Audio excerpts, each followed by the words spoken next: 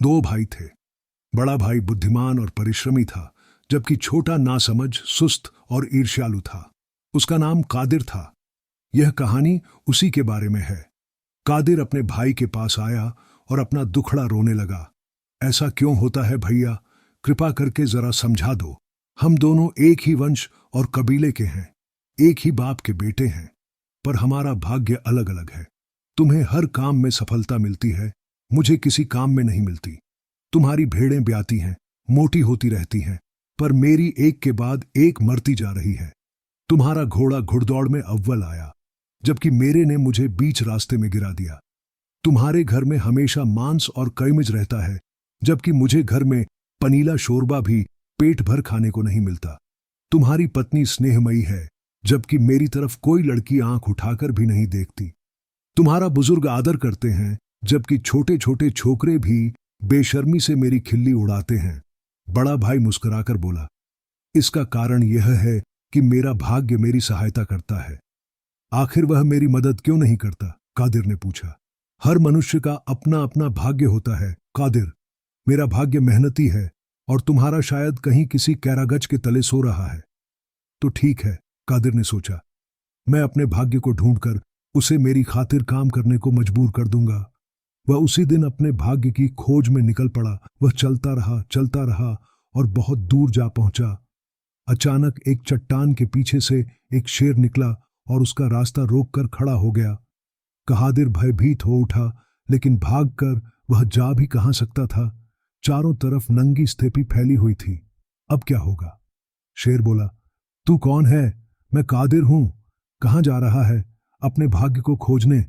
तो फिर सुन मेरी बात कादिर, शेर बोला, जब तू अपने भाग्य को ढूंढ ले तो उससे पूछना कि मैं क्या करूं जिससे मेरे पेट का दर्द ठीक हो जाए। किसी जड़ी बूटी से फायदा नहीं हो रहा है। मैं परेशान हो गया हूं, किसी काम का नहीं रहा। मेरा काम करने का वचन देगा तो तुझे नहीं छूऊंगा, वरना इसी वक्त चबा जाऊंगा।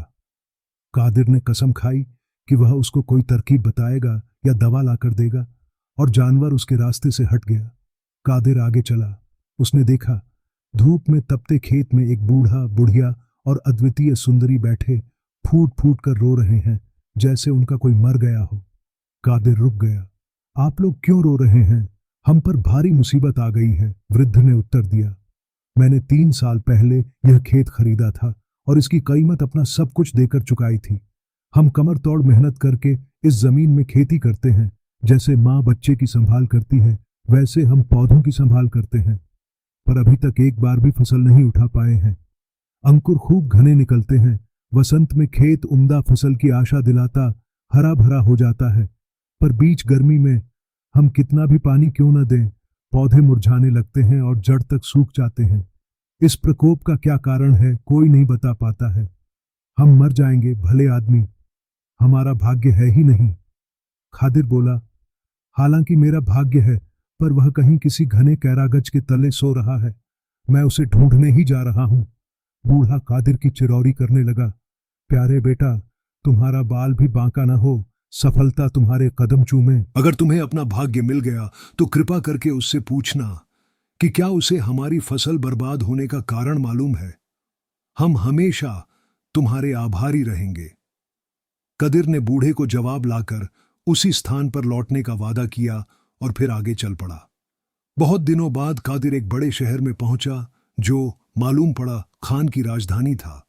उसके रास्ते में भीड़ के बीच नजर आने की देर थी कि उस पर सिपाही टूट पड़े और उसका गिरेबान पकड़कर खान के महल में खींच ले गए। इतनी अप्रत्याशित बात से कादिर किंकर्तव्य विमूढ़ रह गया और यह न झांत होने पर कि उसका क्या कसूर है, बुरी से बुरी सजा की प्रतीक्षा करने लगा। किंतु खान ने उसका स्वागत सहृदय मुस्कान और स्नेहपूर्ण शब्दों से किया। तुम मेरे मेहमान बनो परदेसी, खान ने कहा, और बताओ कि तुम कौन हो और कहां जा रहे हो।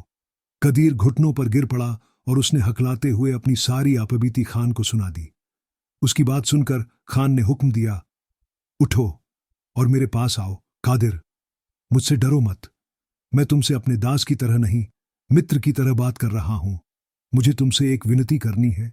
तुम्हें जब अपना भाग्य मिल जाए तो उससे पूछना कि मैं इतने विशाल, समृद्ध और शक्तिशाली देश का खान होते हुए भी अपने सोने के महल में क्यों खुश नहीं रह पा रहा हूं और तड़पता रहता हूं उत्तर के लिए। वह चाहे जैसा भी क्यों ना हो, मैं तुम्हें खुले दिल से इनाम दूंगा। और कादिर फिर सफर पर निकल पड़ा। वह 3 वर्ष तक यात्रा करता रहा। अंत में वह एक ऊंचे काले पर्वत के पास पहुंचा और देखा, एक खड़ी चट्टान की कमार पर एक शाखरी कैरागच उगा हुआ है और उसके नीचे मनुष्य से मिलता जुलता कोई नंगा, कई दिनों से नहीं नहाया प्राणी नंगे पैर, बाल बिखेरे गहरी नींद में सो रहा है। क्या सचमुच यही मेरा भाग्य है? कादिर ने सोचा और आलसी को जगाने लगा। उठो, आंखें खोलो, काम का वक्त हो गया है। मेरे भाई का भाग्य तो वहां उसके लिए कमर तोड़ मेहनत कर रहा है। तुम क्या मेरी सेवा नहीं करना चाहते? आंखें खोलो और जल्दी से उठो। वह काफी देर तक चिल्लाता और उनींदे को भंभोड़ता रहा। अंत में भाग्य हिला। उसने अंगड़ाई लेकर सिर उठाया और जंभाइयां लेते हुए आंखें मलने लगा। क्या तुम हो कादिर?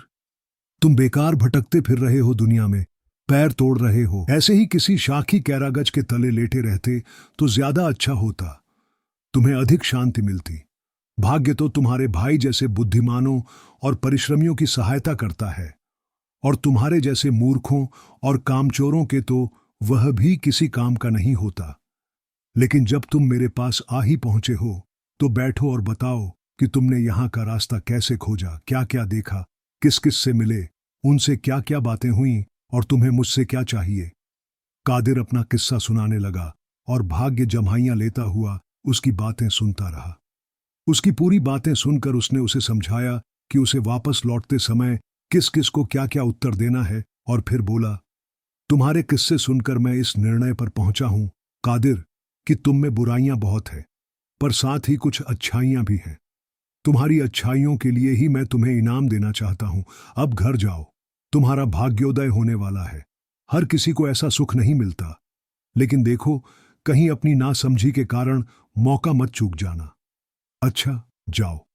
कादिर का भाग्य फिर कैरागच के तले पैर पसार कर लेट गया और उसके खर्राटों से सारी घाटी गूंजने लगी। कादिर उससे अपना भविष्य भली भांति मालूम करने के लिए उसे फिर भंभोड़ने लगा, पर वह कहाँ जागने वाला था। वह पसीने पसीने हो गया, पर भाग्य किसी तरह जागा ही नहीं। वह थोड़ी देर खड़ा रहा और फिर मुड़कर उसी रास्ते पर डग भरने लगा जिससे आया था। वह राजधानी में पहुंचकर खान के सामने हाजिर हुआ। खान उसे देखकर बहुत खुश हुआ। उसने अपने सारे अनुचरों व अंगरक्षकों को बाहर भेज दिया और अतिथि को अपने पास बिठा लिया। सुनाओ कादिर, कादिर ने कहा, मेरे भाग्य ने मुझे तुम्हारे दुख का कारण बता दिया। तुम इस देश पर राज कर रहे हो और सब तुम्हें पुरुष मानकर तुम्हें खान कहकर पुकारते हैं, जबकि वास्तव में तुम स्त्री हो। तुम्हारे लिए यह रहस्य छिपाए रखना मुश्किल होता है और सेना संचालन करना, शासन चलाना अकेले तुम्हारे बस का काम नहीं है। तुम कोई योग्य पति चुन लो, फिर सुख से रहने लगोगी।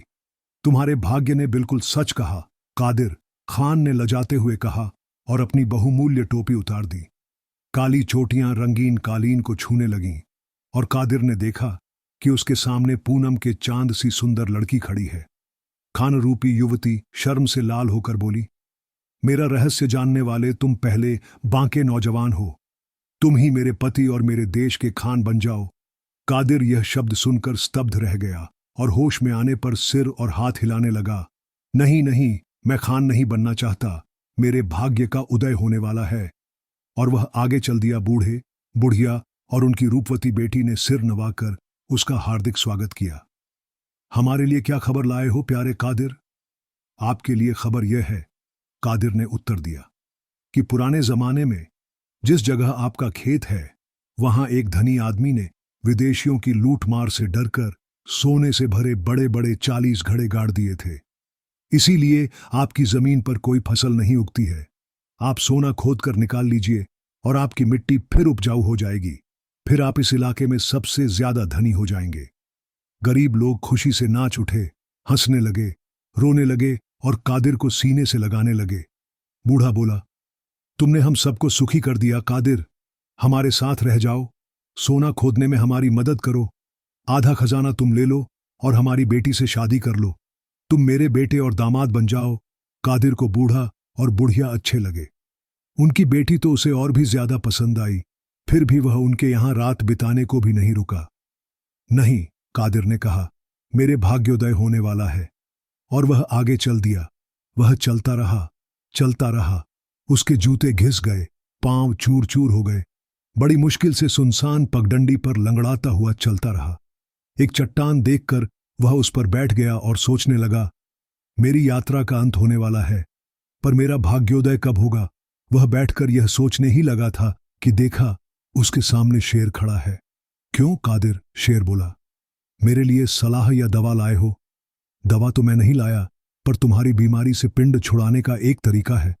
तुम दुनिया के सबसे मूर्ख आदमी का दिमाग खा लो, फौरन ठीक हो जाओगे। धन्यवाद कादिर, मैं अब सर्वत्र ऐसे बेवकूफ को खोजूंगा। क्या तुम इस काम में मेरी मदद करोगे? अच्छा सुनाओ, तुम सफर में कैसे कैसे लोगों से मिले, उनसे क्या क्या बातें की? जब तक नहीं सुनाओगे तुम्हें जाने नहीं दूंगा। कोई चारा न रहा। कादिर ने उसे बूढ़े कैरागज के तले अपने भाग्य के साथ हुई बातचीत, खान रूपी युवती और बूढ़े बुढ़िया व उनकी रूपवती बेटी के बारे में बता दिया। शेर की आंखें चमक उठीं, वह दांत पीसने लगा और उसकी अयाल खड़ी हो गई। वह बोला, कितना मूर्ख है तू कादिर। सुखी होने का इतना अच्छा मौका तुझे मिला था, पर तूने उसे छोड़ दिया। तूने राज और सम्मान को ठुकरा दिया, धन और समृद्धि को ठुकरा दिया। तूने 2 सुंदर युवतियों को ठुकरा दिया। अगर मैं दुनिया के 3 चक्कर लगाऊं तो भी मुझे तुमसे ज्यादा मूर्ख किसी हालत में नहीं मिलेगा। तेरे दिमाग से ही मेरा पेट ठीक होगा। शेर दौड़कर कादिर पर कूदा। कादिर डर के मारे सिर कटे मेढ़े की तरह जमीन पर गिर पड़ा और इसी से उसकी जान बच गई। शेर सीने के बल चट्टान से टकराया और वहीं ढेर हो गया। मेरा भाग्य कितना अच्छा है, कादिर खुशी से फूला न समाता चिल्लाया। मेरी मृत्यु निश्चित थी, पर मैं जिंदा बच गया। मेरा भाग्य कितना अच्छा है। कादिर जब अपने गांव लौटकर आया, उसे कोई पहचान नहीं सका। चेहरा मोहरा तो उसका पहले जैसा था, पर स्वभाव बिल्कुल दूसरा, मानो बांके नौजवान का दूसरा जन्म हुआ हो। वह बिल्कुल नया आदमी बन चुका था। वह हमेशा हंसमुख रहने लगा, सबसे नम्रतापूर्वक व्यवहार करने लगा। उसने फिर कभी कोई शिकायत भी नहीं की और किसी से ईर्ष्या भी नहीं की। अब वह सुबह से शाम तक गीत गाता, मेहनत करता रहता। सब उसकी बुद्धिमत्ता और मधुर स्वभाव की प्रशंसा करते, न अघाते। कादिर की संपन्नता दिन प्रतिदिन बढ़ने लगी। उसका अपना घर बस गया और वह सुख व सम्मान के साथ जीने लगा। क्या हाल है कादिर? उसके मित्र पूछते। मैं दुनिया भर में सबसे ज्यादा सुखी हूं, कादिर मुस्कुराता हुआ उत्तर देता। बहुत समय पहले रामू नाम का एक ज्ञानी था। उसका ज्ञान समुद्र सा गहरा और असीम था। उसके मुख से शब्द बुलबुल के मुंह से गीत जैसे निकलते थे। किंतु अपने सारे गुणों के बावजूद रामू स्तेपी में सबसे ज्यादा गरीब था। जब वह अपनी मिट्टी की झोंपड़ी में लेटता तो उसके पैर देहरी के बाहर निकले रहते और खराब मौसम में हवा और पानी असंख्य छिद्रों में से होकर उसकी झोंपड़ी में आते रहते। एक बार रामू अपने साथियों के साथ स्थेपी में जा रहा था। दिन ढलने लगा था और घुड़सवार उजाला रहते किसी घर तक पहुंचने के लिए घोड़ों को सरपट दौड़ा रहे थे। अचानक उनके रास्ते में एक चौड़ी नदी दिखाई दी। नदी के उस पार गांव था और इस किनारे पर कुछ स्त्रियां बोरियों में उपले इकट्ठा कर रही थीं। उनके पास पहुंचकर घुड़सवारों ने उनसे दुआ सलाम की और पूछा कि वे नदी कैसे पार कर सकते हैं। तब झुंड में से एक किशोरी निकलकर आगे आई, जिसे उसकी सखियां काराशाश के नाम से पुकारती थीं। वह जीर्ण शीर्ण पैबंद लगा हुआ कुर्ता पहने हुई थी, पर उसका मुख अद्वितीय सौंदर्य से दमक रहा था। उसकी आंखें सितारों जैसी थीं, मुखड़ा चांद जैसा और बदन किसी सुघड़ और सुनम्य लता जैसा। 2 घाट हैं, लड़की ने कहा। जो बाएं है पास होते हुए भी दूर है, और जो दाएं है वह दूर होते हुए भी पास है। उसने उन्हें 2 पगडंडियों का रास्ता दिखा दिया। केवल रामू ही युवती के शब्दों का अर्थ समझ सका और उसने घोड़े को दाएं मोड़ लिया। कुछ समय बाद उसे घाट नजर आ गया। वहां तल रेतीला था और पानी छिछला। वह आसानी से घोड़े पर नदी पार कर गया और बड़ी जल्दी गांव में पहुंच गया। उसके साथियों ने निकटवर्ती घाट चुना और शीघ्र ही पछताने लगे। वे नदी के मध्य तक भी नहीं पहुंच पाए थे कि उनके घोड़े बुरी तरह काई में फंस गए। घुड़सवारों को सबसे गहरे स्थान में घोड़ों से उतरना पड़ा और लगाम थामे पैदल चलकर किनारे तक पहुंचना पड़ा।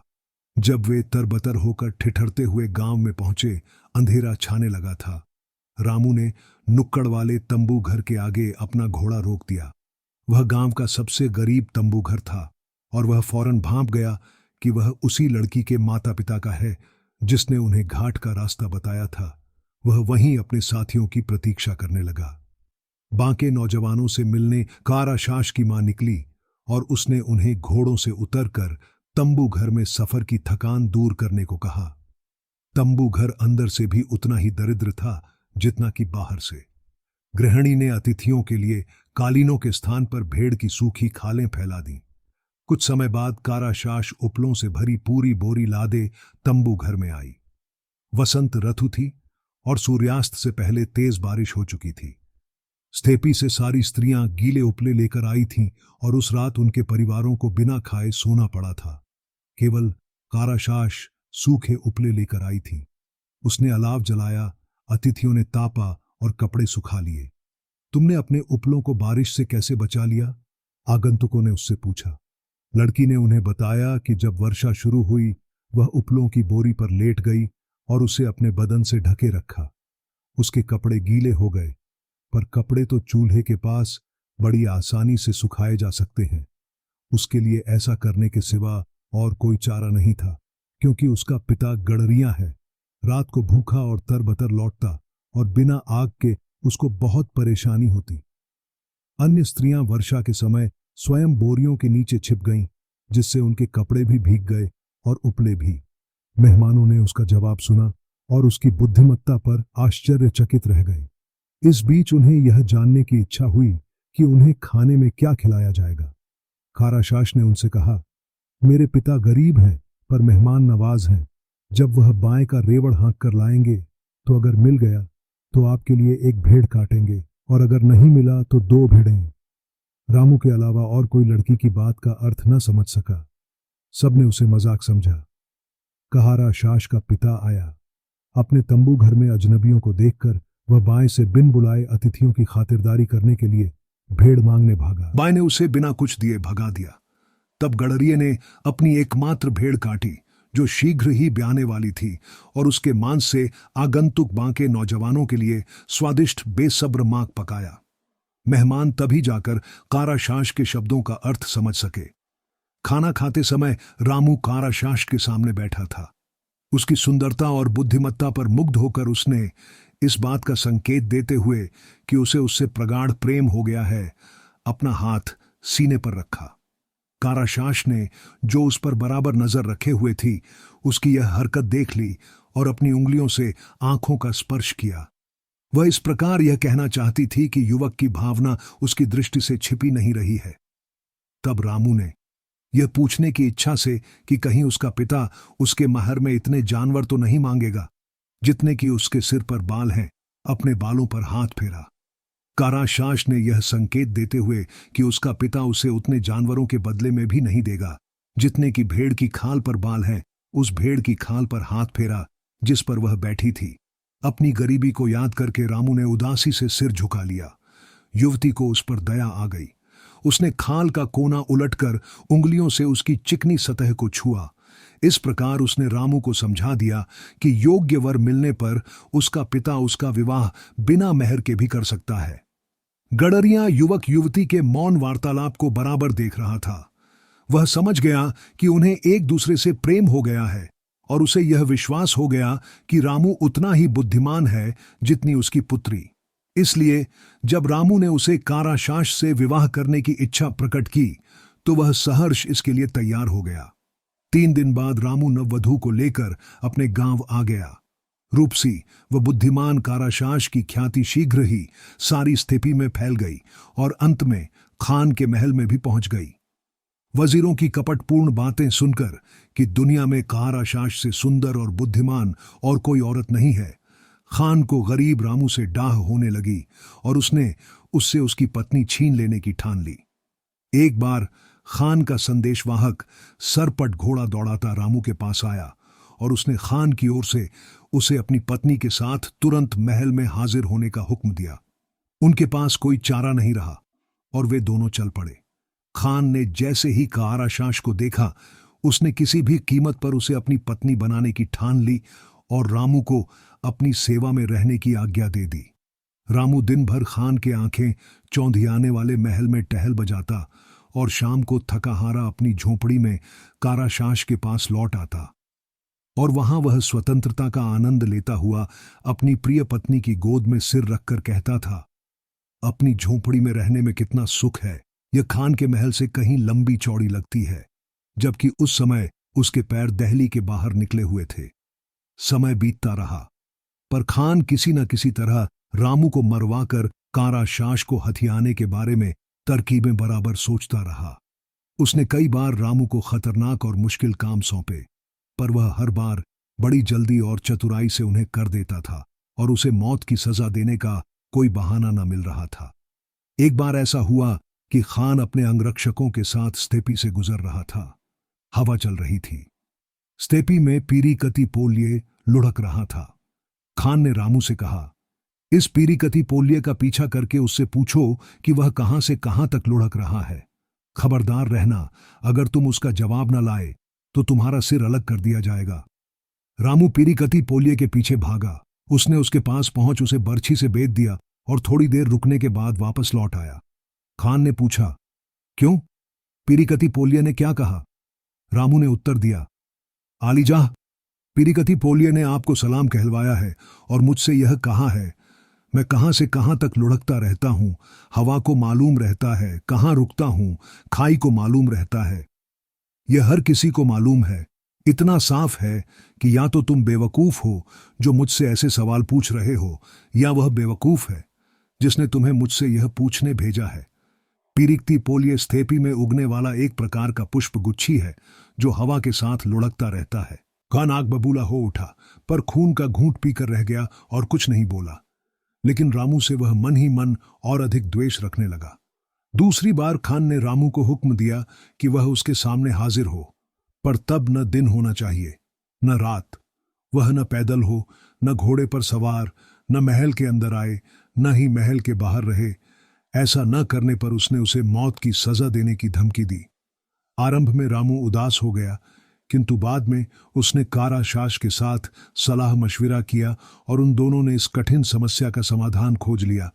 रामू खान के सामने भोर में बकरे पर सवार होकर पहुंचा और ठीक दरवाजे की चौखट पर रुक गया। खान की चालबाजी फिर बेकार रही। तब उसने एक नई चाल चली। जब पतझड़ आई, उसने रामू को अपने पास बुलवाया और उसे 40 मेढ़े सौंप कर बोला, मैं तुम्हें ये 40 मेढ़े दे रहा हूं। तुम्हें सारे जाड़े इनकी संभाल करनी है, लेकिन याद रखो, अगर वसंत तक इन्होंने भेड़ों की तरह बच्चे नहीं दिए तो मैं तुम्हारा सिर कटवा दूंगा। रामू मेढ़े हाँकता हुआ बहुत उदास घर लौटा। आपको क्या हुआ? काराशाश ने उससे पूछा। आप इतने उदास क्यों हैं? रामू ने खान की मूर्खतापूर्ण आज्ञा के बारे में उसे बता दिया। प्रियतम, काराशाश कह उठी, इतनी मामूली सी बात के लिए उदास होने की क्या जरूरत है? सर्दी आने तक सारे मेढ़ों को काट कर खा डालते हैं। जब वसंत आएगा, खुद देख लेना, सब अपने आप ठीक हो जाएगा। और रामू ने वैसा ही किया जैसा काराशाश ने कहा। वसंत आया। एक दिन खान के कासिद ने रामू की झोंपड़ी का दरवाजा खटखटाया और ऐलान किया कि उसके पीछे पीछे खुद खान घोड़े पर आ रहा है। वह जानना चाहता है कि उसके मेढ़े ब्याए या नहीं। रामू ने यह महसूस करके कि अब उसकी मौत निश्चित है, सिर लटका लिया। पर काराशाश बोली, दिल छोटा मत करो प्रियतम, तुम स्थेपी में जाकर छिप जाओ और शाम तक नजर मत आओ, मैं खुद खान से मिलूंगी। रामू स्थेपी में चला गया और काराशाश झोंपड़ी में रुक गई। कुछ ही देर में उसे घोड़े की टापें और भयावनी आवाज सुनाई दी। ऐ, घर में कौन है? आवाज दो। काराशाश खान की आवाज से उसे पहचान गई। उसने झोंपड़ी से निकलकर उसे झुककर सलाम किया। तुम्हारा पति कहाँ है? मेरा स्वागत उसने क्यों नहीं किया? खान ने गुस्से में कहा। काराशाश ने उसे नम्रतापूर्वक उत्तर दिया, जहां पनाह, मेरे अभागे पति पर दया कीजिए। वह आपको खुश करने के लिए घर से बाहर गए हैं। उन्होंने जैसे ही सुना कि आप हमसे मिलने आ रहे हैं, उनका दिल कचोटने लगा, क्योंकि हम गरीब हैं और हमारे घर में बड़े मेहमानों की खातिरदारी के लिए कुछ नहीं है। इसीलिए मेरे पति जल्दी से अपनी पालतू बटेर का दूध निकालने और उसके दूध से आपके लिए कमीज तैयार करने स्थेपी में चले गए। आप हमारी झोंपड़ी में तशरीफ लाइए, जहां पनाह मेरे पति जल्दी ही लौट आएंगे और आपकी अच्छी तरह खातिरदारी करेंगे। खान गुस्से से पागल हो उठा। तू झूठ बोलती है, नालायक औरत, वह चिल्लाया। कहीं बटेरों का भी दूध दोहा जाता है। आप हैरान क्यों होते हैं हुजूर आलम? काराशाश ने ऐसे कहा जैसे कुछ हुआ ही ना हो। क्या आपको नहीं मालूम कि जिस देश में बुद्धिमान शासन करता है वहां इससे बढ़कर भी चमत्कार होते हैं? आपके ही 40 मेढ़े आजकल ब्याने वाले नहीं हैं क्या? खान समझ गया कि वह मामूली औरत उसका मजाक उड़ा रही है। उसकी समझ में नहीं आया कि वह शर्म के मारे कहां मुंह छिपाए, और वह फौरन घोड़ा मोड़कर उस पर चाबुक बरसाता हुआ आंखों से ओझल हो गया।